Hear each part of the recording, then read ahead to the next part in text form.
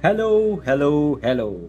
Ito ang aking review sa LEGO Minecraft set, The Bee Cottage. Ang set number nito ay 21141. Ito ay may retail price noon na $24 o may katumbas na mahigit kumulang na 1,415 peso. Ang official release date nito ay noon January 2023. Meron itong laman na 254 LEGO pieces, kasama na dito ang 6 na Minecraft characters at 2 dito ay minifigs at 4 na brick build mobs. Ang unang minifig sa set na ito ay ang Honey Bear skin. Itong bagong player skin na ito ay exclusive lamang sa set na ito. Ang color combination ay reddish brown na may contrast ng light orange. Ito'y parang merong mask or helmet ng isang animal bear. Meron itong parang stain ng honey sa muka, katawan at kaliwang kamay. Sa back torso naman ay meron tong maliit na buntot sa likod. At cute siya para sa akin. Sad to say, wala pa rin itong leg printing at arms printing. Ang mga accessories na binigay para sa minifig na ito ay isang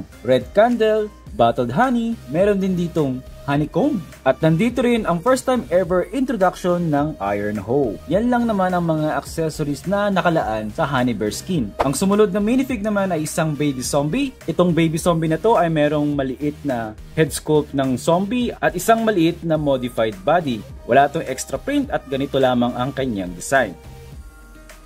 Ang sumunod na 4 na characters naman sa set na ito ay 4 na bubuyog or bees. Merong 3 normal bees.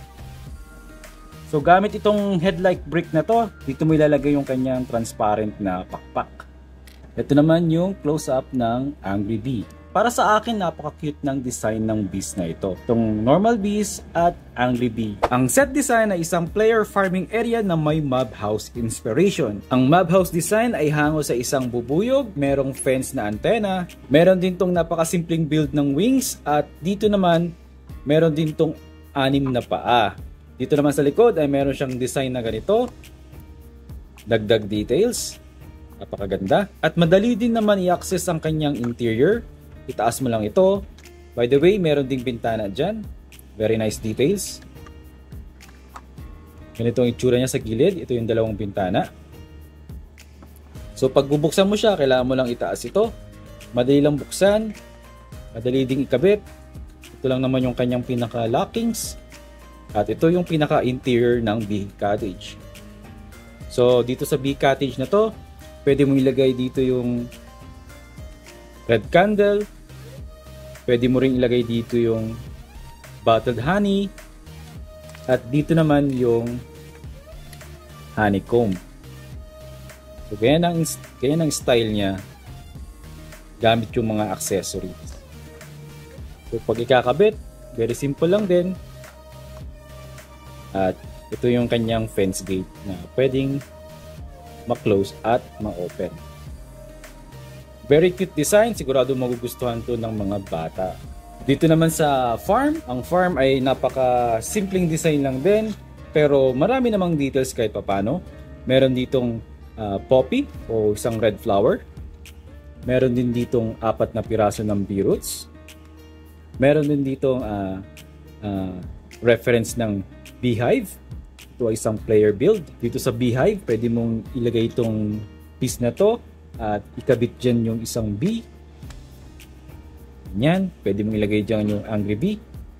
At dito naman sa aking left side ay merong birch tree na merong bee nest. Meron din dito isang simpleng play function. Dito mo pwedeng ilagay yung 2 bees naman. Itong bees na to ay merong extra joint dito. So ito yung gagamit mo para may lagay dyan. At pwede mo nang paglaruan na ganyan.